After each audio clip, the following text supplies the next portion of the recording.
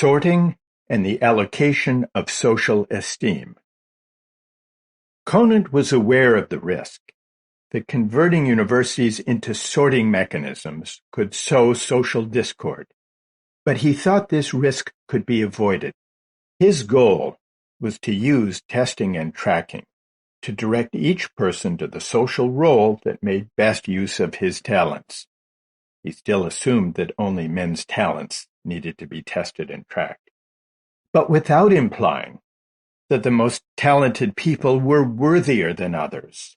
He did not believe that educational sorting would generate judgments of social superiority or prestige, as the old system of inherited privilege had done. Conant's faith that it is possible to sort people without judging them ignores the moral logic and psychological appeal of the meritocratic regime he helped launch. One of the primary arguments for a meritocracy over a hereditary aristocracy is that those who rise due to their own merits have earned their success and therefore deserve the rewards their merits bring. Meritocratic sorting is bound up with judgments about earning and deserving. These are inescapably public judgments about whose talents and achievements are worthy of honor and recognition. Conant's conviction that higher education should shift power away from the hereditary upper class and seek out talented scientists and intellectuals was not only a way of filling socially necessary roles. It was also an argument about what qualities of intellect and character a modern, technologically advanced society should value and reward. So it was implausible to deny that the new system of sorting was also a new basis for allocating social status and esteem. This was the point of Michael Young's Rise of the Meritocracy, published just a few years after Conant stepped down as president of Harvard. Young saw, what Conant either failed or refused to see, that the new meritocracy carried with it a new exacting basis for judging who was deserving and who was not.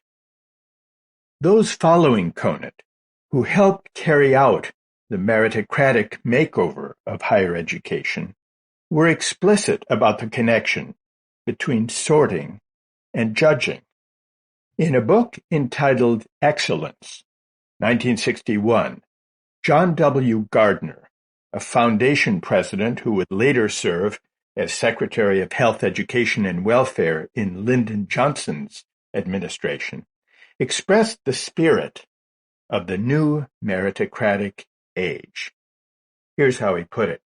We are witnessing a revolution in society's attitude toward men and women of high ability and advanced training. For the first time in history, such men and women are very much in demand on a very wide scale. Unlike previous societies, which were run by the few and could therefore afford to squander talent, a modern technological society governed by complex organizations needed to mount a relentless search for talent, to seek it out wherever it was to be found.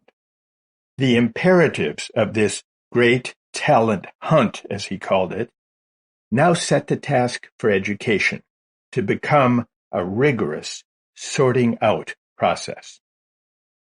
Unlike Conant, Gardner acknowledged the harsh aspect of meritocratic sorting. Quote, as education becomes increasingly effective in pulling the bright youngster to the top, it becomes an increasingly rugged sorting out process for everyone concerned. The schools are the golden avenue of opportunity for able youngsters, but by the same token, they are the arena in which less able youngsters discover their limitations. This was the downside of equality of opportunity. It enabled, as Gardner put it, every young person to go as far as his ability and ambition would take him, without obstacles of money, social standing, religion, or race. But there was pain involved for those who lacked the necessary ability. Such pain was inevitable, Gardner thought, and a price worth paying, given the urgent need to cull and cultivate talent. He acknowledged that the pain became especially acute as some students qualified for college and others fell short. Quote, "If a society sorts people out efficiently and fairly according to their gifts, the loser knows that the true reason for his lowly status is that he is not capable of better. That is a bitter pill for any man." For Michael Young, this insight was the heart of the case against meritocracy. For Gardner, it was an unfortunate side effect. Because college has gained extraordinary prestige, he conceded, it had come to define success. Today, attendance at college has become virtually a prerequisite of high attainment in the world's eyes, he wrote, so that it becomes, in this false value framework we have created, the only passport to a meaningful life. Gardner gamely argued that achievement should not be confused with human worth, and that individuals were worthy of respect regardless of their achievements. But he seemed to understand that the meritocratic society he was helping bring about left little room for the distinction between educational achievement and social esteem. He put it this way: the plain fact is that college education is firmly associated in the public mind with personal advancement, upward social mobility, market value, and self-esteem, and if enough of the American people believe that one must attend college in order to be accorded respect and confidence, then the very unanimity of opinion makes the generalization true.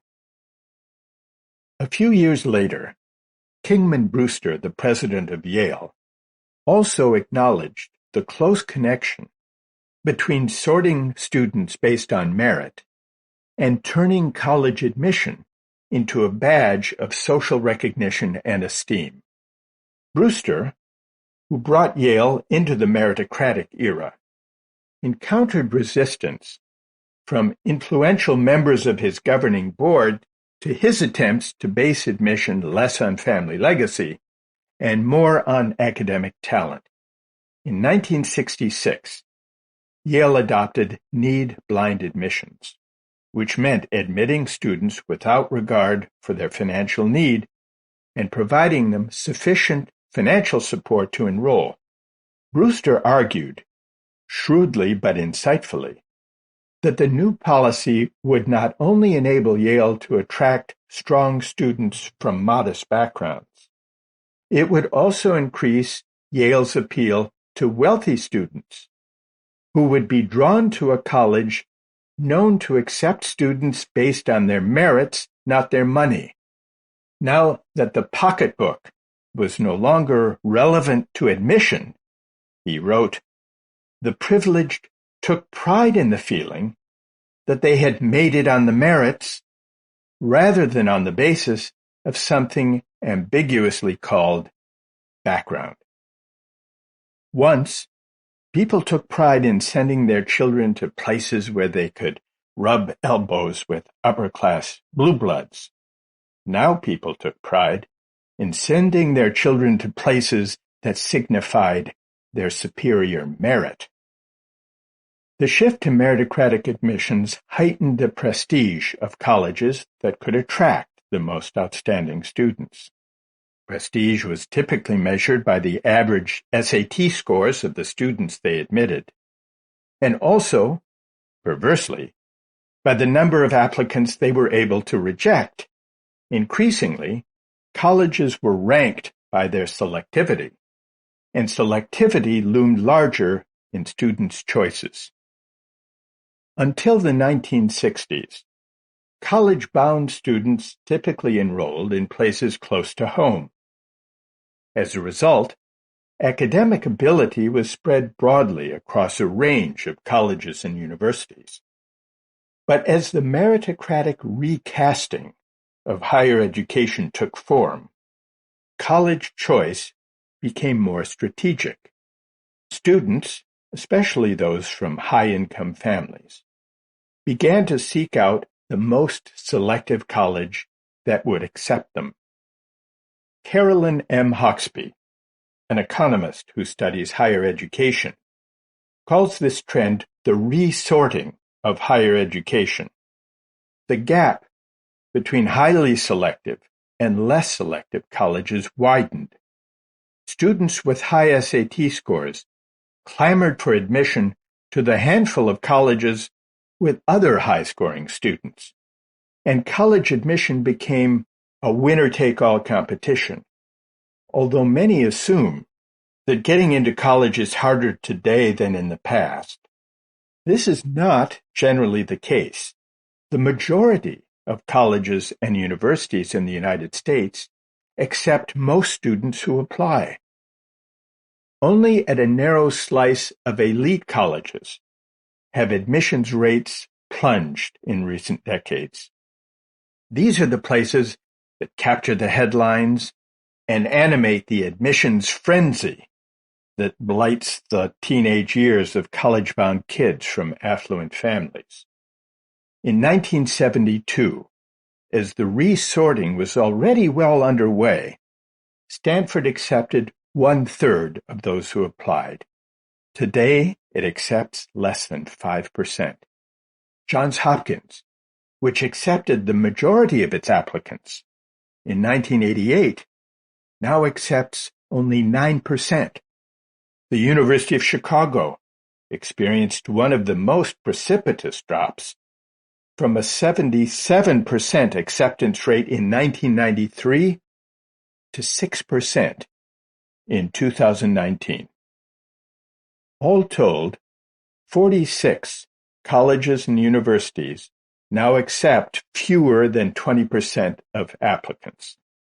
Several of these schools were the desired destination of students whose parents perpetrated the 2019 college admissions scandal.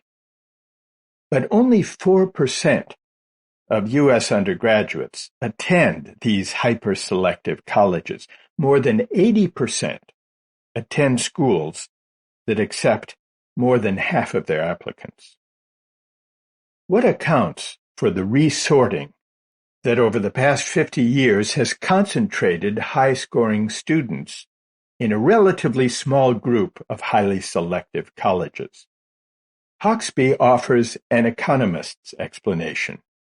Lower transportation costs made it easier to travel to colleges far from home, and lower information costs made it easier to find out how your SAT score compared with those of other students.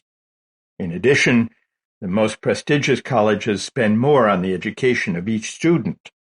So for those who can get in, enrolling at such places is a sound investment in one's human capital, even allowing for the expected donation to the college fund later in life.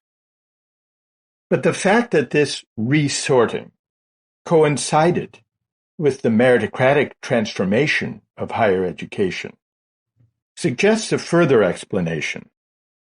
Selective colleges and universities became irresistibly attractive because they stood at the apex of the emerging hierarchy of merit.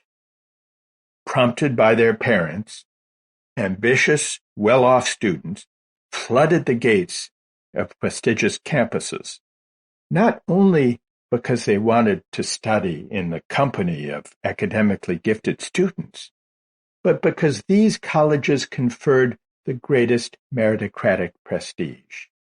More than a matter of bragging rights, the kudos associated with attending a highly selective college carry over into employment opportunities after graduation. This is not mainly because employers believe students learn more at elite colleges than at less selective places, but because employers have faith in the sorting function these colleges perform and value the meritocratic honor they bestow. Wounded winners. The winner-take-all resorting of higher education was undesirable for two reasons. First, it reinforced inequality, as the colleges that fared best in the selectivity sweepstakes were generally the ones with the highest proportion of wealthy students. Second, it exacted a damaging toll on the winners. Unlike the old hereditary elite, which assumed its place at the top without much fuss or bother, the new meritocratic elite wins its place through strenuous striving. Although the new elite has now taken on a hereditary aspect, the transmission of meritocratic privilege is not guaranteed. It depends on getting in. This gives meritocratic success a paradoxical moral psychology.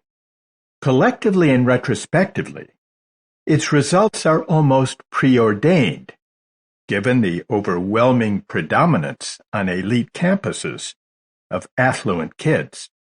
But to those in the midst of the hyper-competitive struggle for admission, it is impossible to view success as anything other than the result of individual effort and achievement. This is the standpoint that generates the conviction among the winners that they have earned their success, that they have made it on their own. This belief can be criticized as a form of meritocratic hubris. It attributes more than it should to individual striving and forgets the advantages that convert effort into success. But there is also poignance in this belief, for it is forged in pain, in the soul-destroying demands that meritocratic striving inflicts upon the young. Prosperous parents are able to give their kids a powerful boost in the bid for admission to elite colleges, but often at the cost of transforming their high school years into a high-stress, anxiety-ridden, sleep-deprived gauntlet of advanced placement courses, test prep tutoring, sports training, dance and music lessons, and a myriad of extracurricular and public service activities, often under the advice and tutelage of private admissions consultants whose fees can cost more than 4 years at Yale. Some of these consultants advise parents to seek disability diagnoses for their children to give them extra time on standardized tests. In one wealthy Connecticut suburb, 18% of students receive such diagnoses, more than 6 times the national average. Other consultants specialize in creating customized summer foreign travel programs designed to produce compelling fodder for college application essays. This meritocratic arms race tilts the competition in favor of the wealthy and enables affluent parents to pass their privilege on to their kids. This way of transmitting privilege is doubly objectionable. For those who lack the apparatus of advantage, it is unfair. For children entangled in the apparatus, it is oppressive. The meritocratic struggle gives rise to a culture of invasive, achievement-driven, pushy parenting that does not serve teenagers well. The rise of helicopter parenting coincides with the decades when meritocratic competition intensified. In fact, the use of parent as a verb only became common in the 1970s, when the need to prepare children for academic success came to be seen as a pressing parental responsibility. From 1976 to 2012, the amount of time American parents devoted to helping their children with their homework increased more than fivefold. As the college admission stakes grew, anxious, intrusive parenting became a common affliction. A 2009 Time magazine cover story sounded the alarm. The case against overparenting, why it is time for mom and dad to cut the strings. We had become so obsessed with our kids' success, Time observed, that parenting turned into a form of product development. The drive to manage childhood now began early. Among 6 to 8-year-olds, free playtime dropped 25% from 1981 to 1997, and homework more than doubled. In an intriguing study, the economists Matthias Dopke and Fabrizio Zilibotti offer an economic explanation for the rise of helicopter parenting, which they define as the heavily involved, time-intensive, controlling child-rearing approach that has become widespread over the last 3 decades. They argue that such parenting is a rational response to rising inequality and increasing returns to education. Although intensive parenting has increased in many societies in recent decades, it is most pronounced in places where inequality is greatest, such as the United States and South Korea, and less prevalent in countries such as Sweden and Japan, where inequality is less acute. Understandable though it may be, parents strive to direct and manage their children's lives for meritocratic success has taken a harsh psychological toll, especially on pre-college teenagers. In the early 2000s, Madeline Levine, a psychologist who treats young people in Marin County, California, an affluent suburb of San Francisco, began noticing that many outwardly successful teens from well-off families were extremely unhappy, disconnected, and lacking in independence. Scratch the surface, she wrote, and many of them are depressed, anxious, and angry. They are overly dependent on the opinions of parents, teachers, coaches, and peers, and frequently rely on others, not only to pave the way on difficult tasks, but to grease the wheels of everyday life as well. She began to realize that rather than insulating these young people from life's difficulties, affluence and a high degree of parental involvement were contributing to their unhappiness and fragility. In a book entitled The Price of Privilege, Levine described what she called a mental health epidemic among privileged youth. Traditionally, psychologists had assumed that at-risk youth were disadvantaged kids in the inner city, growing up in harsh and unforgiving circumstances. Without denying their plight, Levine observed that America's new at-risk group consisted of teens from affluent, well-educated families. In spite of their economic and social advantages, she wrote, they experience among the highest rates of depression, substance abuse, anxiety disorders, somatic complaints, and unhappiness of any group of children in this country. When researchers look at kids across the socioeconomic spectrum, they find that the most troubled adolescents often come from affluent homes.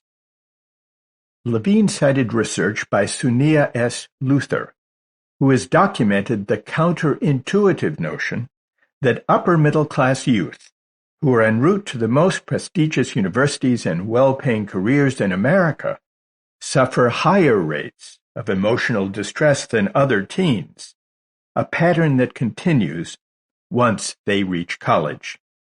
Compared with the general population, full-time college students are 2.5 times more likely to meet diagnostic criteria of substance abuse or dependence, and half of all full-time college students report binge drinking and abuse of illegal or prescription drugs. What accounts for the inordinate levels of emotional distress among young people from affluent families? The answer has largely to do with the meritocratic imperative, the unrelenting pressure to perform, to achieve, to succeed. For children and parents alike, Luther writes, it is nearly impossible to ignore the ubiquitous, pervasive message emblazoned from their early years onward.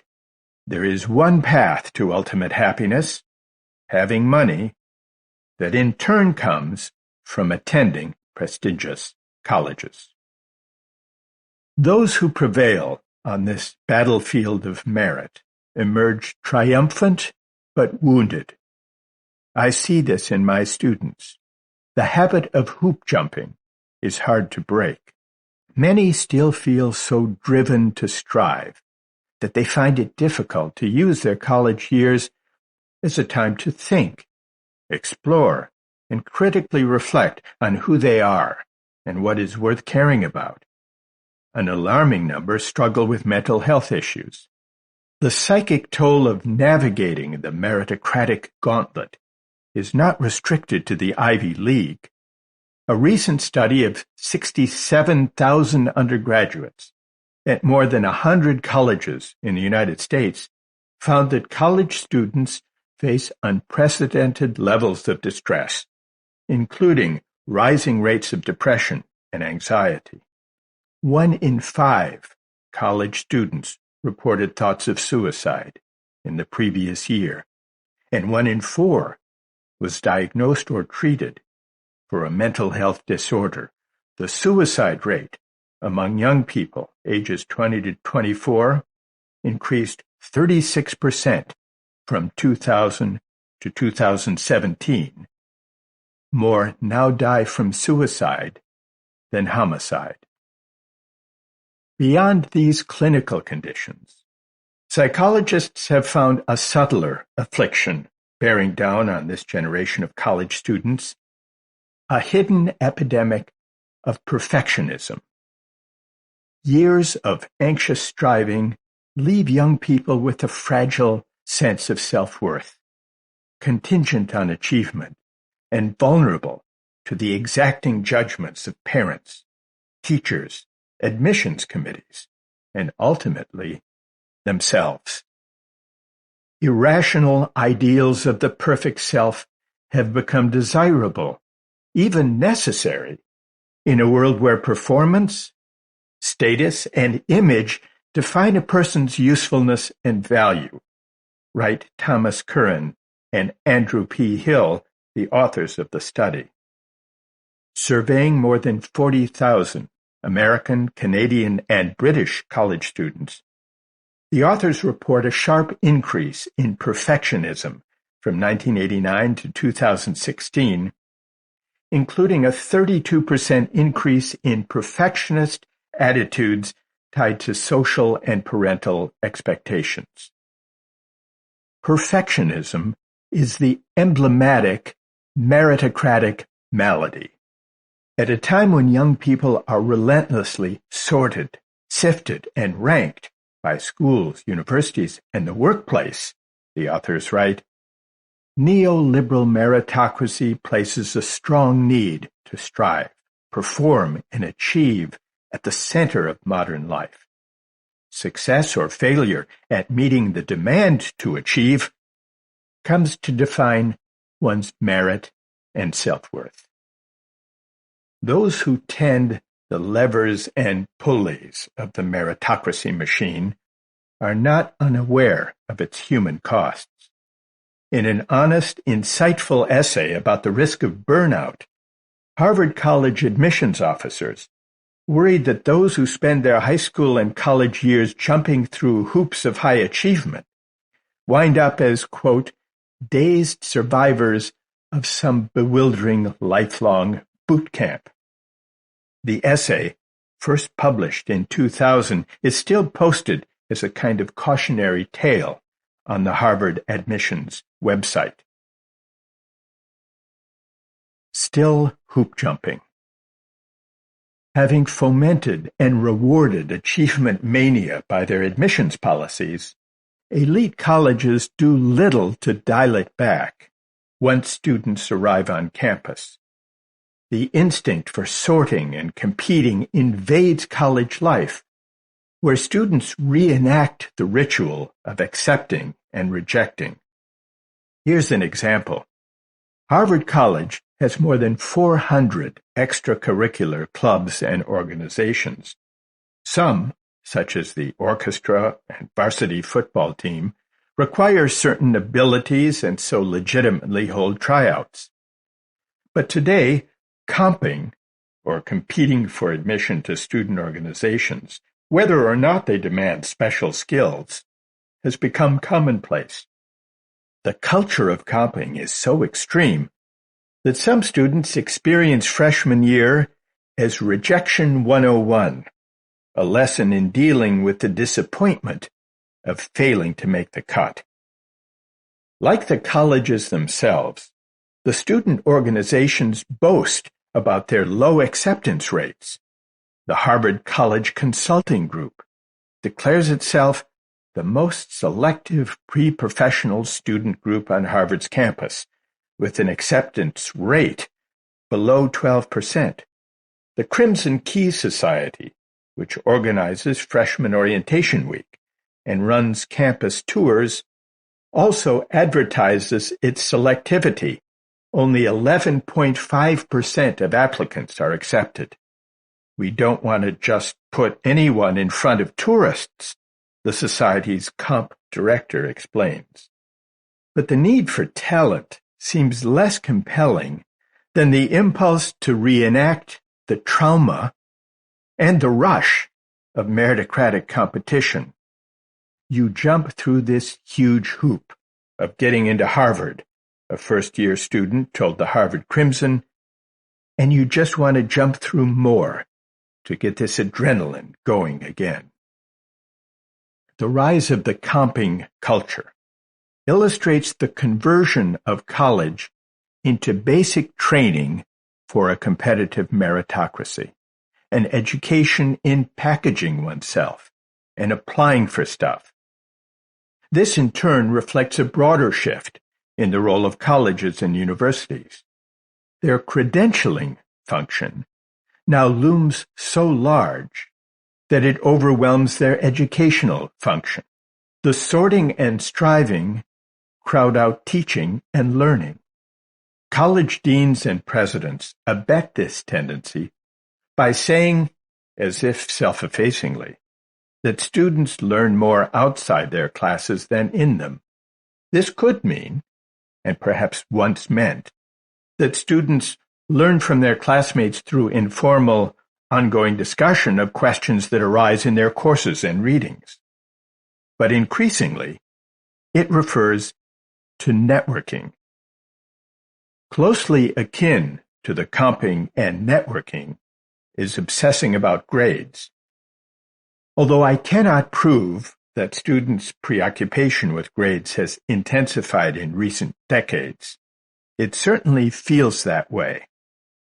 In 2012, in one of the largest Ivy League cheating scandals in memory, some 70 students had to withdraw from Harvard College for cheating on a take-home exam. In 2017, the college's Honors Council was deluged with cases of academic dishonesty as more than 60 students in an introductory computer science course were referred for possible cheating. But cheating is not the only manifestation of grade obsession. At one well-known law school, faculty members are instructed not to tell students when grades for the previous semester will be released, as experience has shown that advance notice of this momentous event generates too much anxiety. The release of grades is now carefully timed to enable distressed students to seek the help of counseling services. Hubris and humiliation. When Conant set Harvard and higher education the task of testing and sorting the American population, I doubt he imagined the relentless meritocratic competition this project would unleash. Today, the role of colleges and universities as arbiters of opportunity is so entrenched that it is difficult to imagine alternatives. But the time has come to do so. Rethinking the role of higher education is important, not only to repair the damaged psyches of the privileged, but also to repair the polarized civic life that meritocratic sorting has produced. In seeking to dismantle the sorting machine that Conant set in motion, it is worth noticing that the regime of merit exerts its tyranny in two directions at once. Among those who land on top, it induces anxiety, a debilitating perfectionism, and a meritocratic hubris that struggles to conceal a fragile self-esteem. Among those it leaves behind, it imposes a demoralizing, even humiliating, sense of failure. These two tyrannies share a common moral source: the abiding meritocratic faith that we are, as individuals, wholly responsible for our fate. If we succeed, it is thanks to our own doing, and if we fail, we have no one to blame but ourselves. Inspiring though it seems, this strenuous notion of individual responsibility makes it hard to summon the sense of solidarity and mutual obligation that could equip us to contend with the rising inequality of our time. It would be a mistake to think that higher education is solely responsible for the inequalities of income and social esteem we witness today. The project of market-driven globalization, the technocratic turn of contemporary politics, and the oligarchic capture of democratic institutions are all complicit in this condition.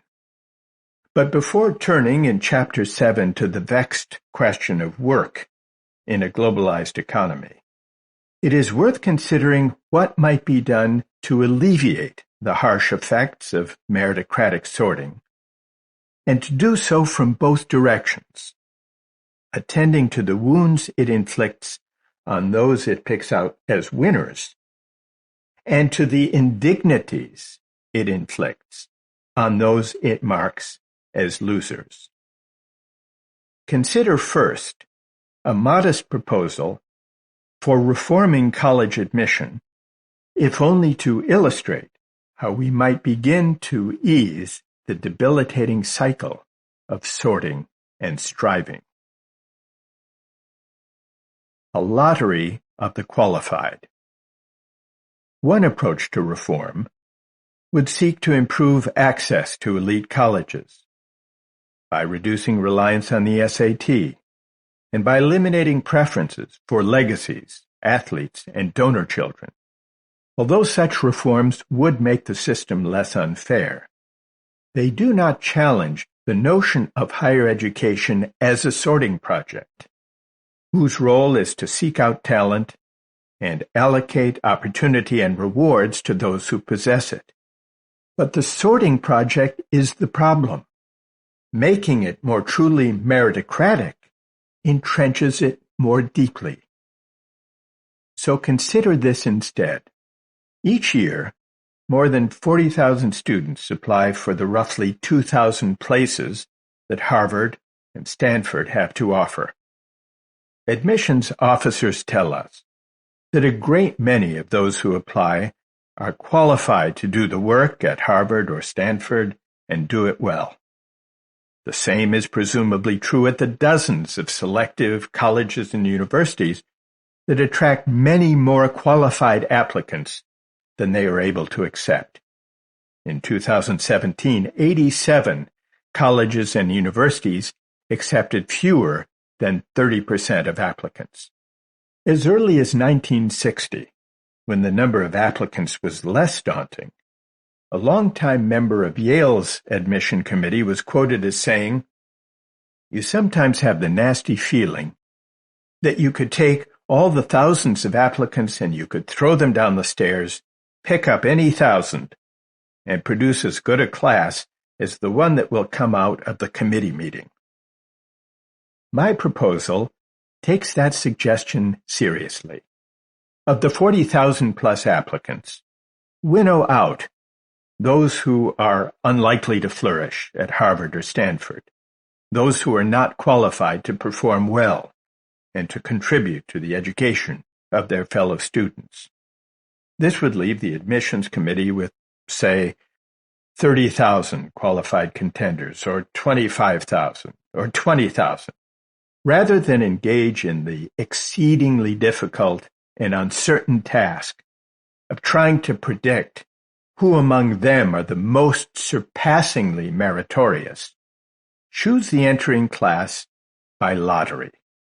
In other words, toss the folders of the qualified applicants down the stairs, pick up 2,000 of them, and leave it at that. This proposal does not ignore merit altogether, only the qualified are admitted, but it treats merit as a threshold qualification, not an ideal to be maximized. This is sensible, first of all, on practical grounds. Even the wisest admissions officers cannot assess with exquisite precision which 18-year-olds will wind up making the most truly outstanding contributions, academic or otherwise. Although we valorize talent, it is, in the context of college admissions, a vague and watery concept.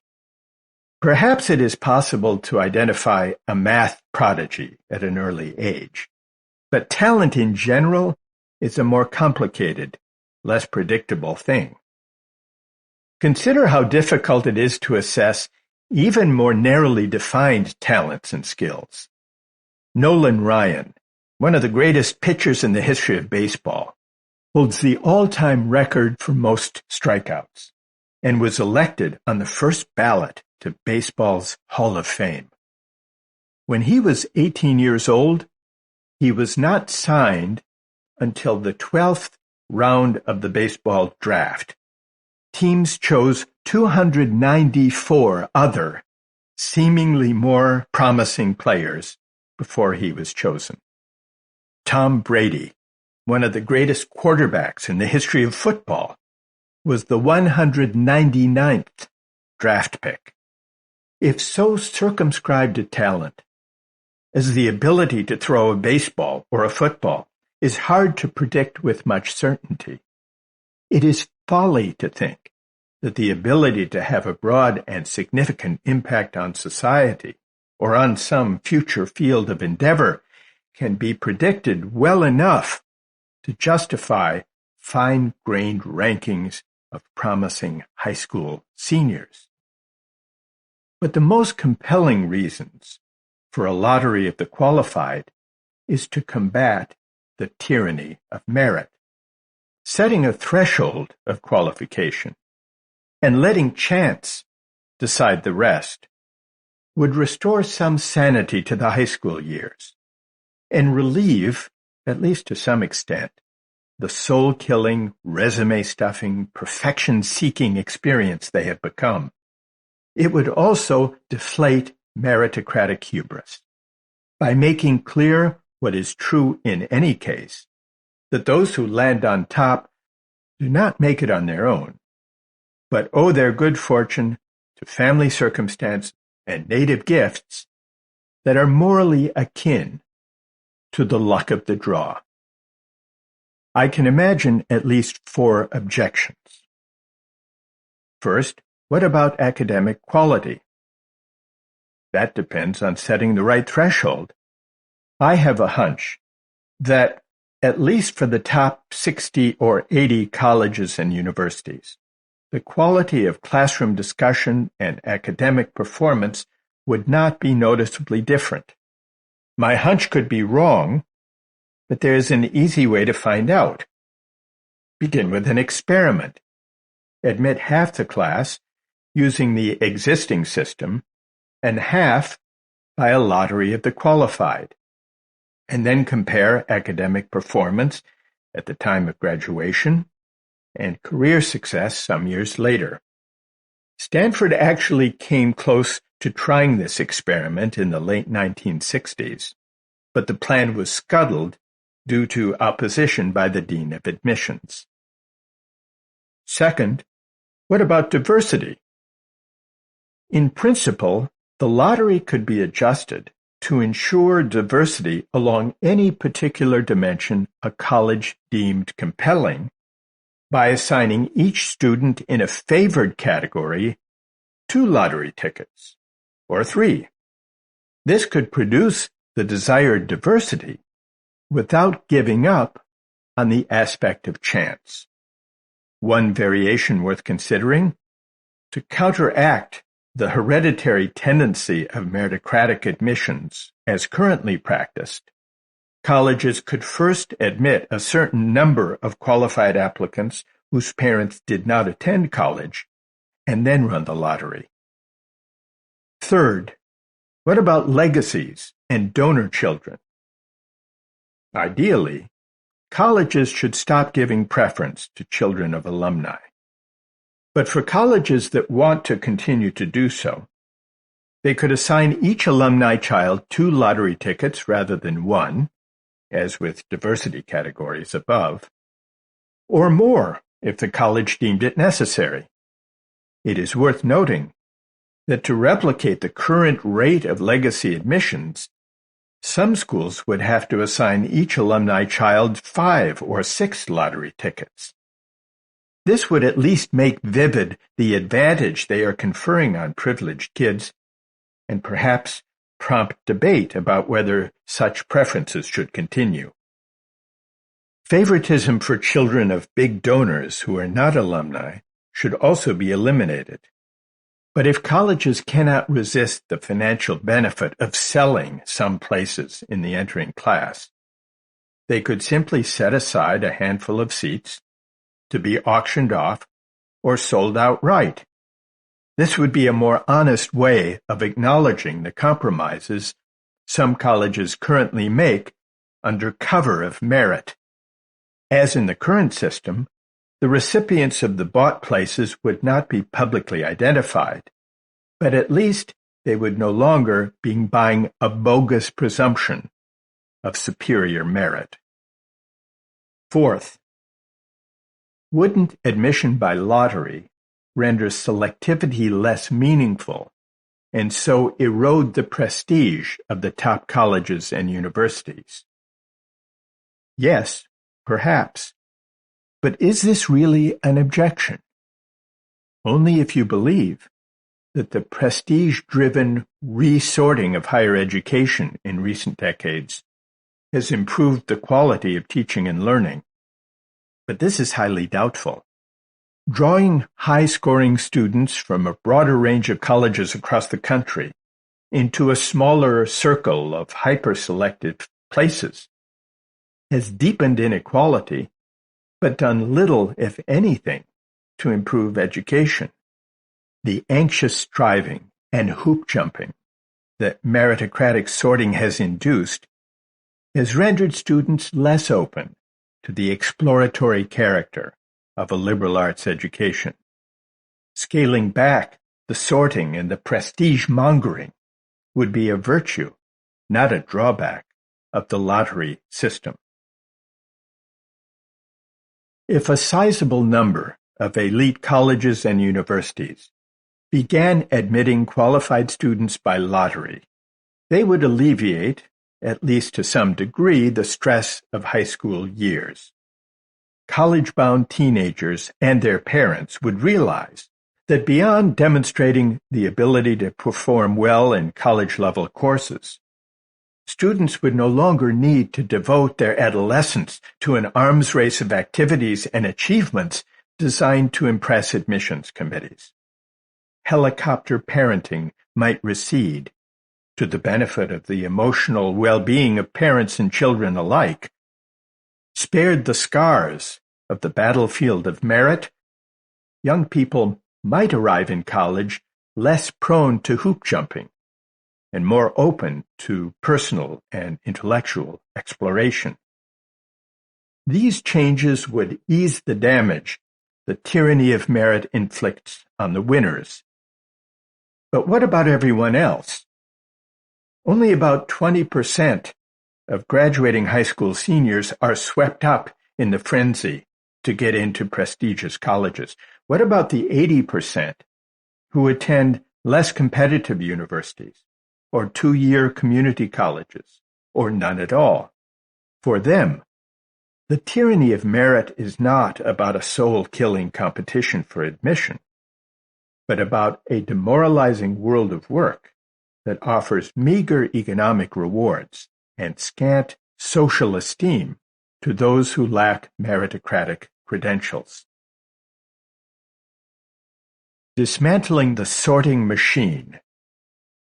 An adequate response requires an ambitious project.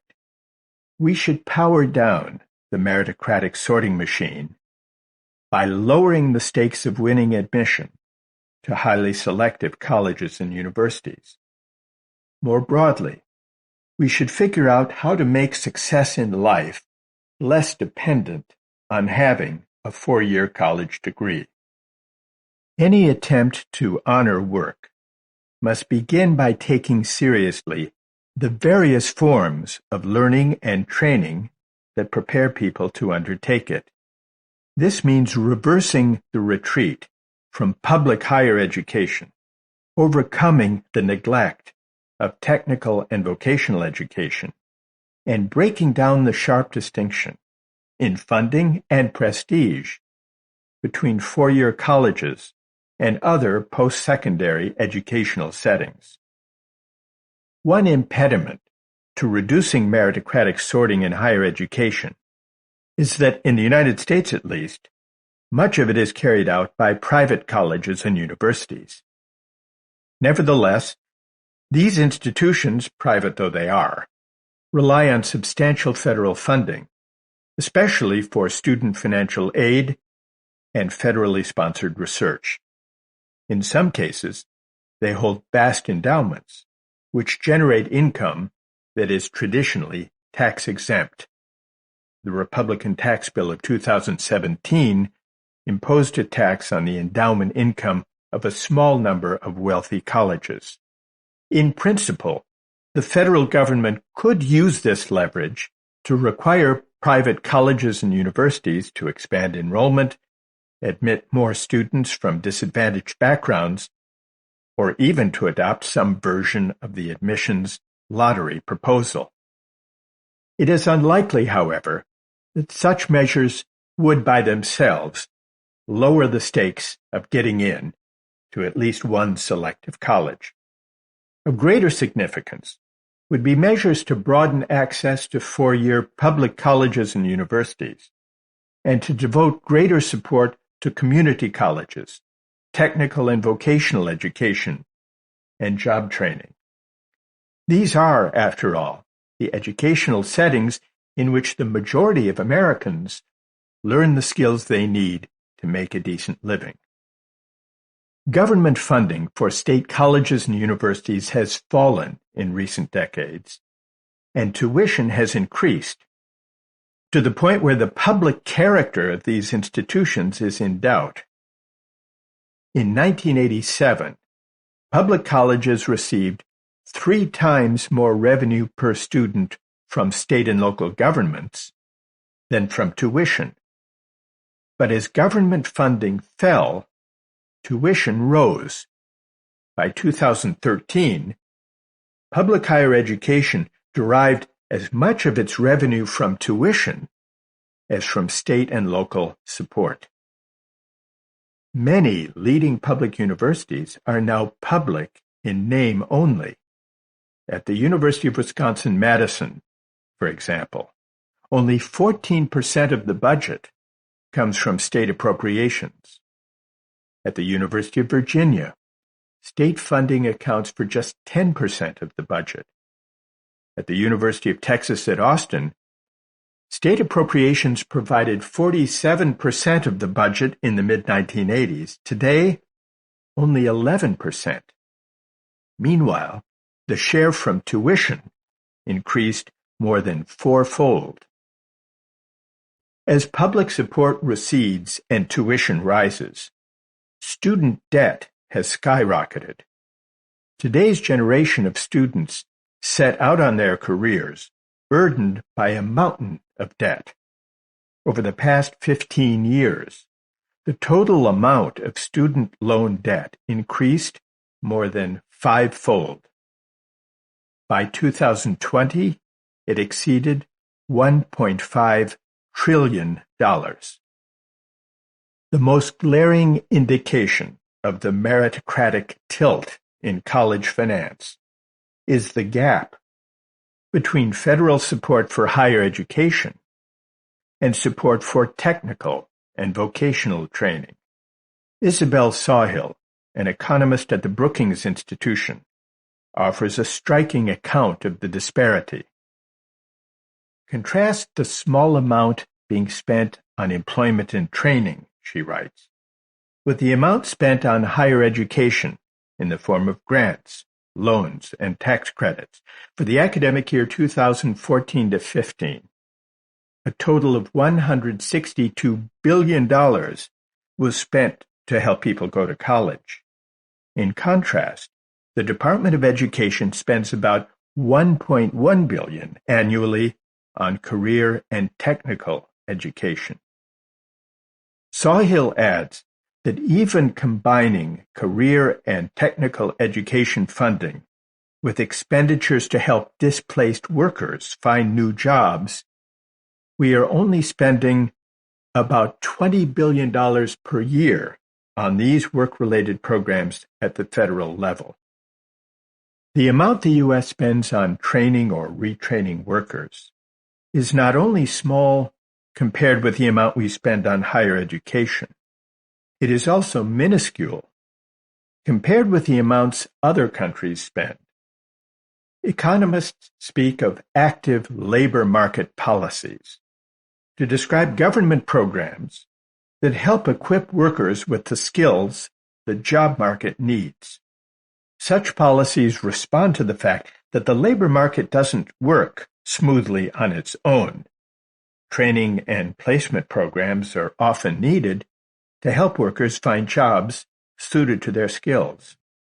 Sawhill points out that economically advanced countries spend an average of 0.5% of GDP on active labor market programs.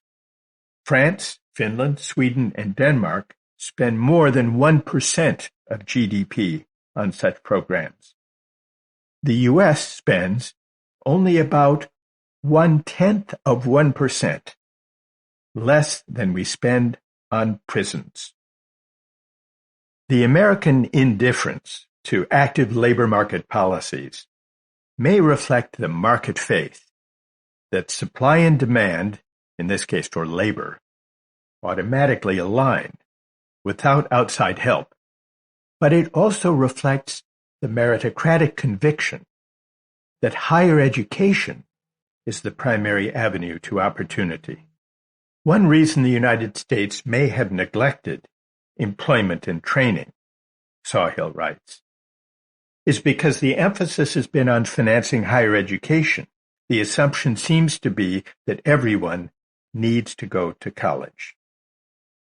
But as we have seen, only about 1/3 of Americans earn a bachelor's degree. For everyone else, access to a well-paying job depends on forms of education and training that we woefully neglect.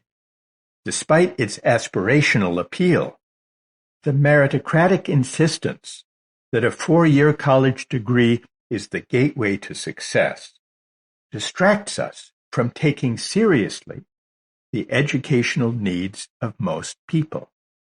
This neglect not only hurts the economy, it expresses a lack of respect for the kind of work the working class does. The hierarchy of esteem. Repairing the damage the sorting machine inflicts requires more than increased funding for job training. It requires us to rethink the way we value different kinds of work. One way to begin is by dismantling the hierarchy of esteem that accords greater honor and prestige to students enrolled in name-brand colleges and universities than to those in community colleges or in technical and vocational training programs. Learning to become a plumber or electrician or dental hygienist should be respected as a valuable contribution to the common good, not regarded as a consolation prize for those who lack the SAT scores or financial means to make it to the Ivy League. Higher education derives much of its prestige from its avowedly higher purpose, not only to equip students for the world of work, but also to prepare them to be morally reflective human beings and effective democratic citizens capable of deliberating about the common good. Having spent a career teaching moral and political philosophy, I certainly believe in the importance of moral and civic education. But why assume that four-year colleges and universities have, or should have, a monopoly on this mission? A more capacious notion of educating citizens for democracy would resist the sequestration of civic education in universities. It should be acknowledged, first of all, that elite colleges and universities are not doing very well at this task. For the most part, they place relatively little curricular emphasis on moral and civic education, or on the kind of historical studies that prepare students to exercise informed practical judgment about public affairs. The growing prominence of supposedly value-neutral social science, together with the proliferation of narrow, highly specialized courses, has left little room for courses that expose students to big questions of moral and political philosophy and invite them to reflect critically on their moral and political convictions. There are exceptions, of course, and many colleges and universities require students to take some course or other that deals with ethical or civic themes. But for the most part, our leading colleges and universities today are better at inculcating technocratic skills and orientations than the ability to reason and deliberate about fundamental moral and civic questions. This technocratic emphasis may have contributed to the failure of governing elites over the past two generations and to the morally impoverished terms of public discourse.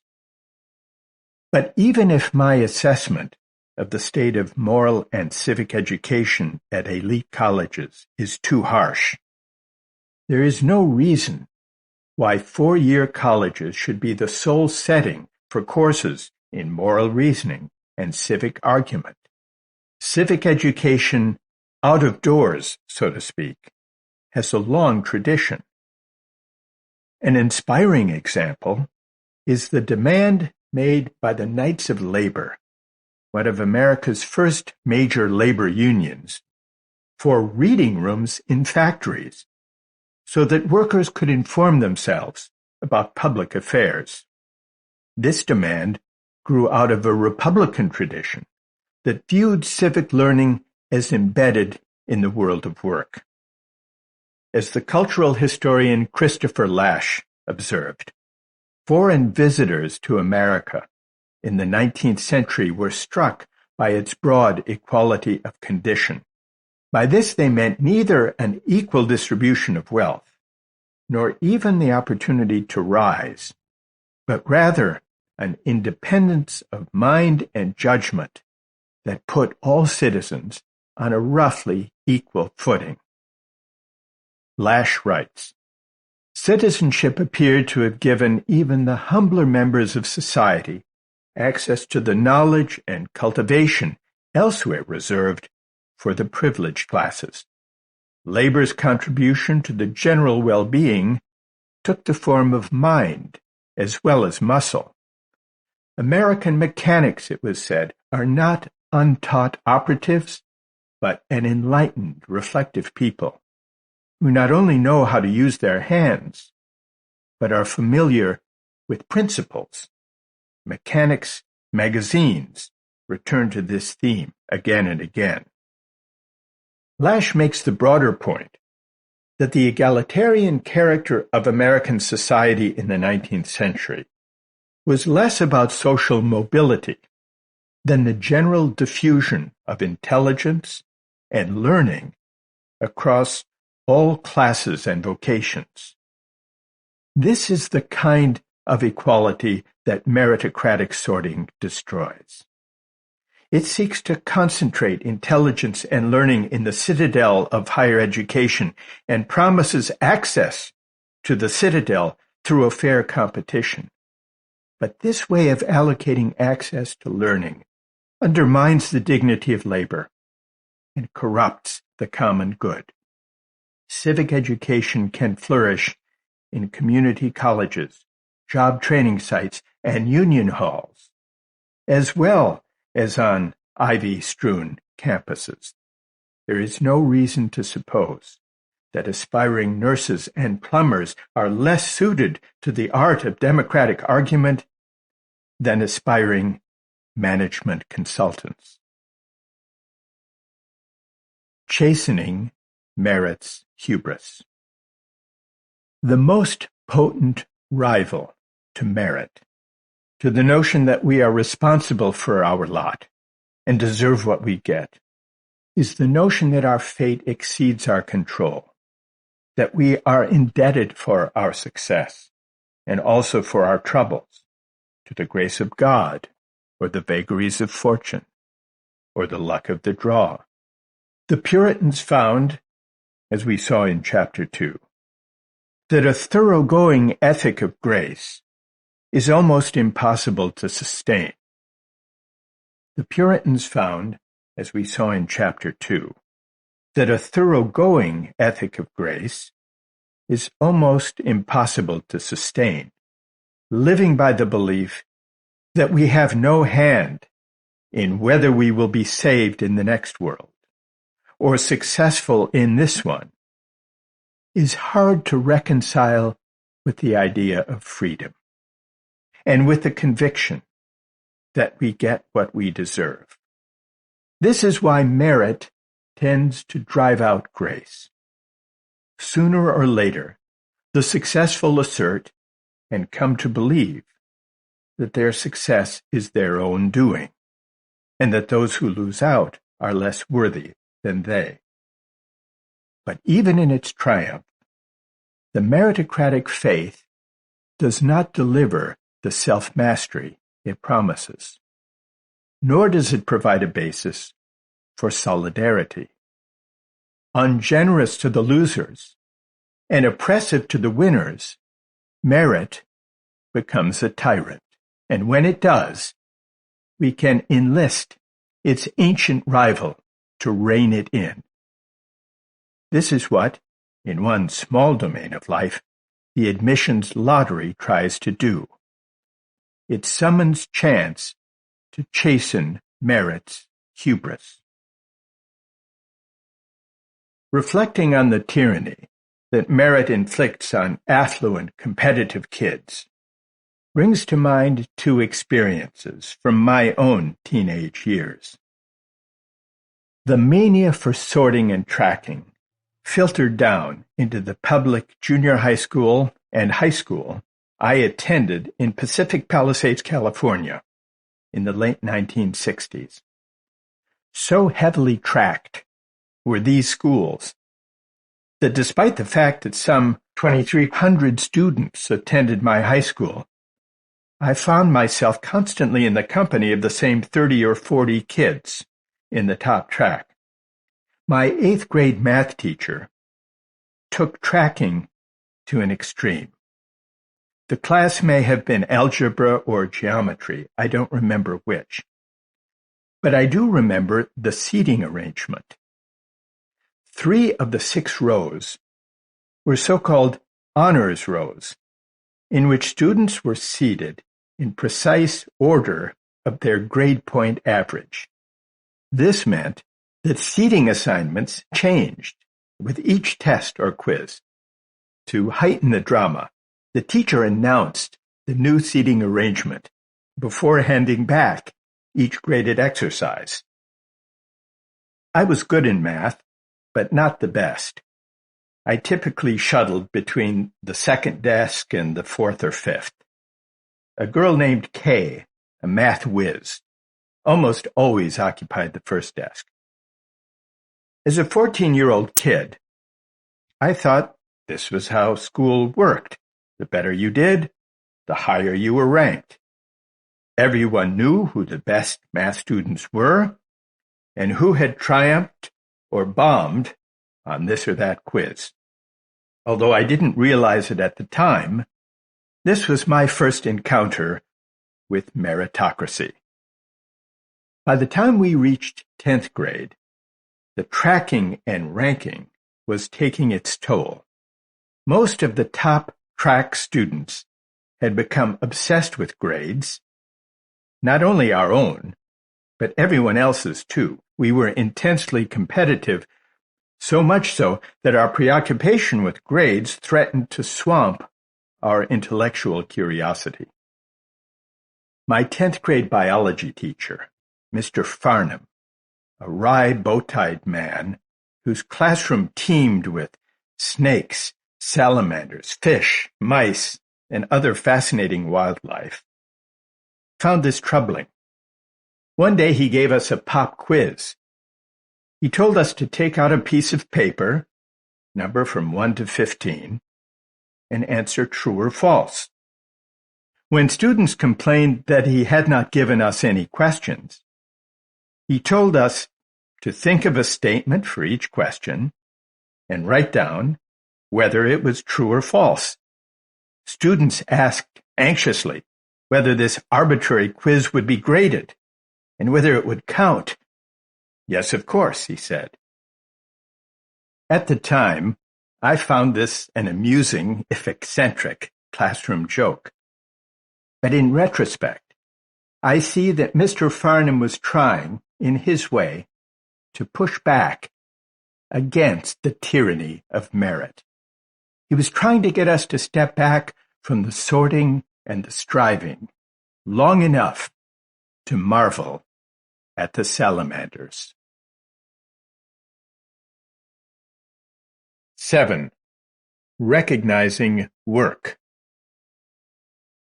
From the end of World War II to the 1970s, it was possible for those without a college degree to find good work, support a family, and lead a comfortable middle-class life. This is far more difficult today. Over the past 4 decades, the earnings difference between college and high school graduates, what economists call the college premium, has doubled. In 1979, college graduates made about 40% more than high school graduates. By the 2000s, they made 80% more. Although the age of globalization brought rich rewards to the well-credentialed, it did nothing for most ordinary workers. From 1975 to 2016, the number of manufacturing jobs in the United States fell from 19.5 million to 12 million. Productivity increased, but workers reaped a smaller and smaller share of what they produced, while executives and shareholders captured a larger share. In the late 1970s, CEOs of major American companies made 30 times more than the average worker. By 2014, they made 300 times more. The median income of American males has been stagnant in real terms for half a century.